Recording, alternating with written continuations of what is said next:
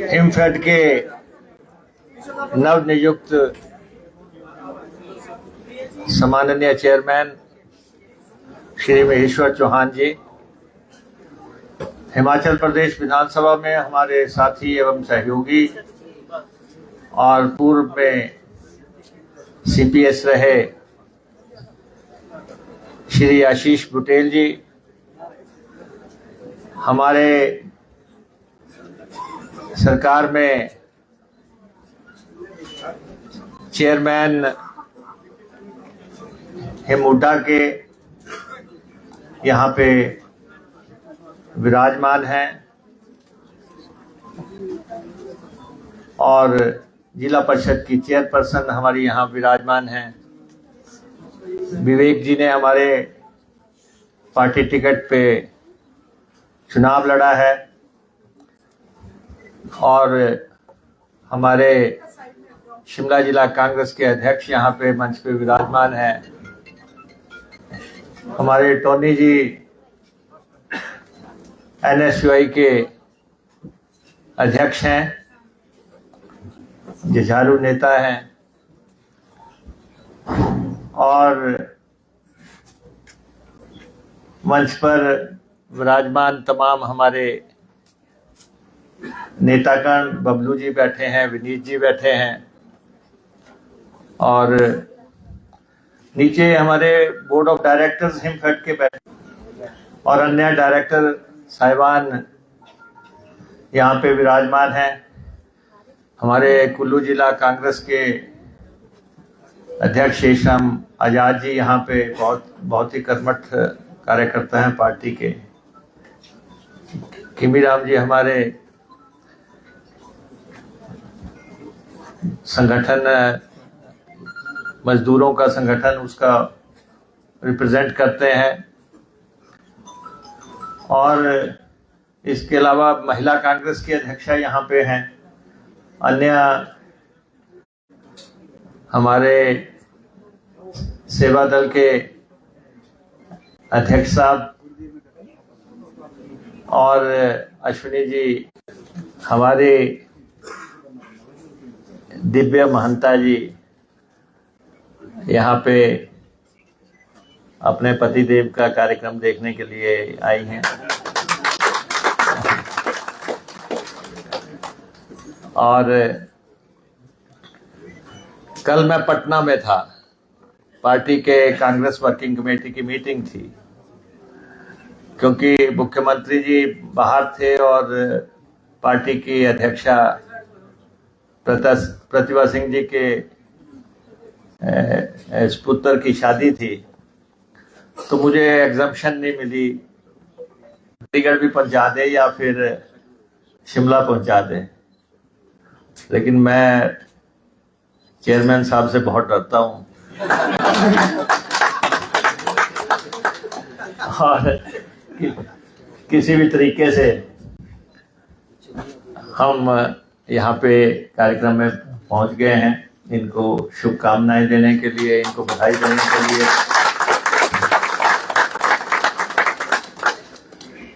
कल राहुल जी का जो वक्तव्य था पटना में, उसमें उन्होंने दो बातें बहुत दबाव से कही कि हम कार्यकर्ता के सम्मान से समझौता नहीं कर सकते, कुछ भी हो जाए। तो महेश्वर जी की जो ताजपोशी है, ये भी कार्यकर्ता के सम्मान की तरफ एक, इनको अगर चेयरमैन बनाया गया है तो मैं समझता हूं कि इनको इनका हक मिला है और इनसे न्याय हुआ है।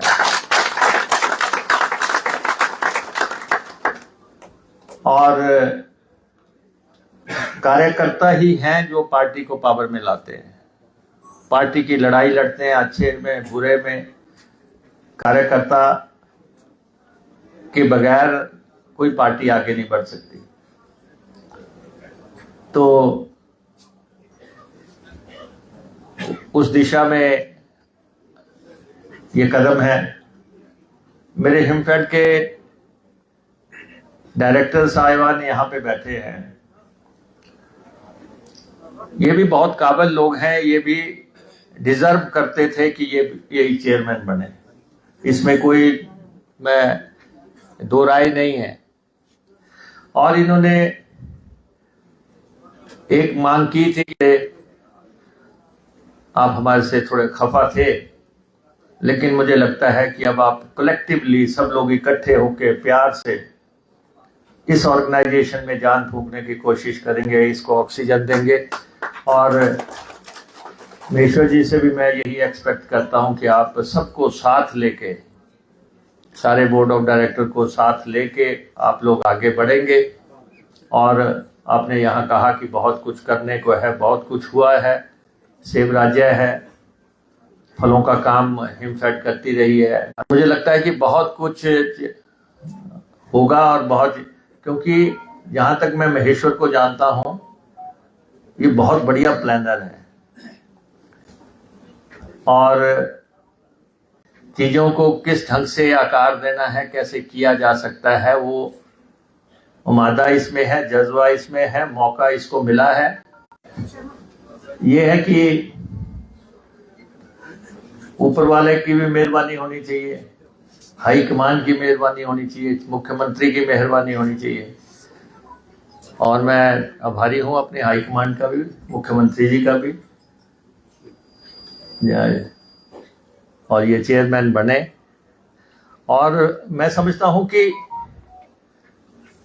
जब ये चेयरमैन बने हैं, जनता के अंदर की आवाज है, आवाज अंदर से कार्यकर्ता की आई कि नहीं, ये इसका होना चाहिए था। और ठीक है, कुछ और लोगों को भी आस जगी होगी, और तो वो तो प्रक्रिया चलती है, चलेगी। और हमारी सरकार को 3 साल होने लगे हैं लगभग सत्ता में स्थापित हुए, और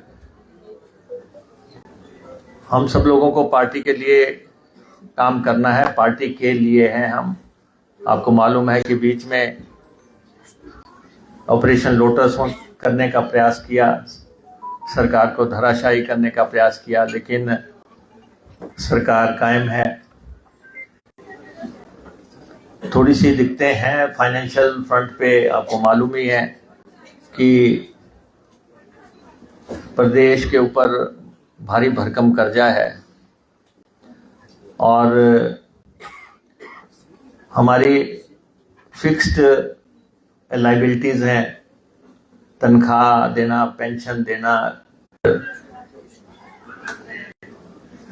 आगे जो राज्यों के चुनाव हो रहे हैं उसमें हम लोगों को भूमिका निभानी है। केरल में चुनाव है, बिहार में चुनाव है, और हिमाचल में जो त्रासदी आई है, उस लगातार 3 साल से त्रासदी चल रही है। 2023 में, 2024 में, 2025 में हम 20,000 करोड़ से भी ज़्यादा का हमें नुकसान हुआ है। अकेले जल शक्ति विभाग का जो है 4,000 करोड़ रुपए का नुकसान है। 2023 में हमें लगभग 2100-2200 करोड़ रुपए का नुकसान हुआ। 2024 में हमें 600 करोड़ का नुकसान हुआ। और अब हमने सारे लोगों को एचआरटीसी के बसों से बाहर निकालने की कोशिश की। 200 से ज़्यादा ट्रिप्स हमने लगाए पठानकोट के और कांगड़ा के, और हेलीकॉप्टर से भी लोगों को बाहर निकाला। पहले सराज में लोग फंसे थे, मिलके इस प्रदेश को हमें आगे बढ़ाना है। ये प्रदेश जो है कांग्रेस पार्टी के बदौलत बना है।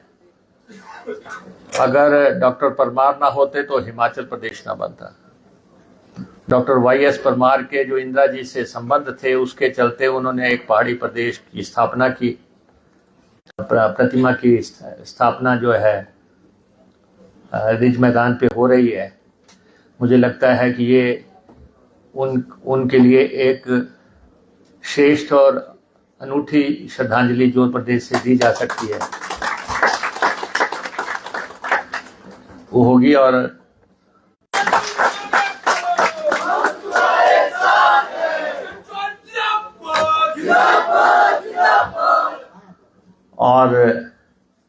चेयरमैन चाहे ये अभी बने हैं, लेकिन मैं समझता हूं कि राजनीति में ये भी स्थापित नेता की श्रेणी में अपनी जगह पहले से बनाए हुए हैं। और यहाँ पे जितने साथी आए हमारे, धामी जी बैठे हैं, और अन्नी से हमारे पूर्व में चेयरमैन रहे मिश्रा जी यहाँ पे हैं। ऐसे जहाँ भी नजर दौड़ाओ नेता महेश्वर जी के लिए आज उमड़े हैं, आप आए हैं। तो जो भी यहाँ पे रामपुर से हमारे जिला परिषद के मेंबर,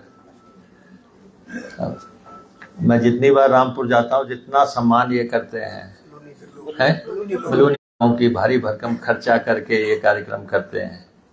तो ऐसे कार्यकर्ता हमारे पास हैं, ऐसे नेता हमारे पास हैं। और मैं एक बार फिर से महेश्वर चौहान जी को बधाई, और मैं समझता हूं कि हिमफेड निश्चित तौर पे आगे जाएगा। उसके कर्मचारी यहाँ पे आए हैं, उसके बोर्ड ऑफ डायरेक्टर यहाँ पे आए हैं, और मैं यही उम्मीद रखता हूँ मंत्री होने के नाते, विभागीय मंत्री होने के नाते, कोऑपरेटिव का मिनिस्टर होने के नाते, कि आप सब लोग अब मिलके चलाएंगे। सरकार से जो आपकी नाराजगियां थी उसको आप समाप्त करेंगे, और एक हिमाचल प्रदेश में बनी, ऊना में ये पहली सोसाइटी बनी, और फिर ये अलग पूरे देश में जागृत हुआ, फिर सारे देश में। आज गुजरात की कोऑपरेटिव बहुत मजबूत है। आज महाराष्ट्र में लोग मंत्री नहीं बनना चाहते, चेयरमैन बनना चाहते हैं शुगर मिल्स का। आज लोग यूनियन मिनिस्टर से भी ज्यादा जो है इन अदारों का गुजरात एंड महाराष्ट्र और दूसरे स्टेट्स में इसकी चेयरमैनी को ज्यादा पसंद करते हैं। हमारे खाची साहब यहाँ पे एक सशक्त नेता और मंत्री हुआ करते थे, लेकिन अपने को कोऑपरेटर कहलाने में उन्हें गर्व की अनुभूति होती थी। वहां पे कहते थे मुझे बहुत बड़े एम्पायर्स खड़े कर दिए। वो भी कोऑपरेटिव की कोऑपरेटिव सेक्टर में पहला लॉ कॉलेज ऊना में स्थापित हुआ हिमकैप्स के नाम से, और वो उन्होंने पता नहीं कितने वकील पैदा किए हैं, और वकील ही नहीं उस कॉन्स्टिट्यूएंसी में। तो कोऑपरेटिव में अब ऊना में महिलाओं की कोऑपरेटिव फेडरेशन बनी है, और उन लेडीज ने 5000 लेडीज ने 18 करोड़ से भी ऊपर का जो है एम्पायर खड़ा कर दिया।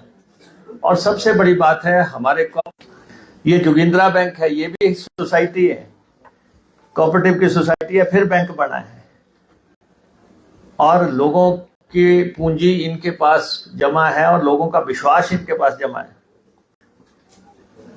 हिमाचल के लोगों ने, और रोज शाम को आप खुद एक क्लिक पे अपना पैसा देख सकें कि बैंक में, क्योंकि ऑनलाइन बैंकिंग चल रही है, मोबाइल बैंकिंग चल रही है, लेकिन साथ में जब आप बैंकिंग को देखते हैं साथ में साइबर क्राइम आ गया है।